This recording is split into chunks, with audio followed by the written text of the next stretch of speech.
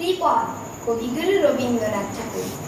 আমি ভিক্ষা করে ফিরিতেছিলাম গ্রামের পথে পথে, তুমি তখন চলিতেছিলে তোমার স্বর্ণরথে।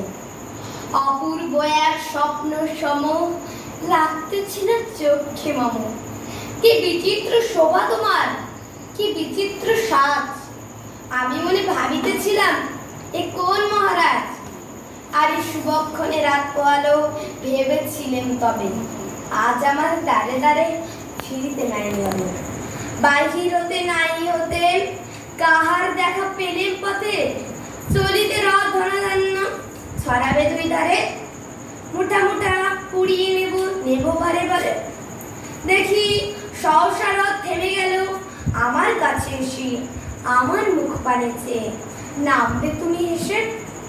দেখে মুখের প্রসন্নতা জুড়িয়ে গেল সকল ব্যথা।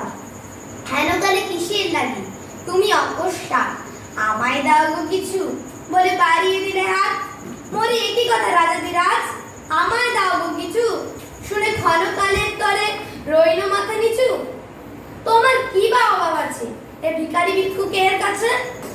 এ কেবল কৌতুকের বসে আমায় প্রবঞ্চনা।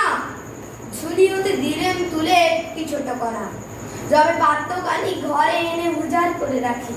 দেখি ভিক্ষার মাঝে একটি ছোট সোনার কণা দেখি। দিলেন যা রাজ ভিখারিরে স্বর্ণ হয়ে এলো ফিরে।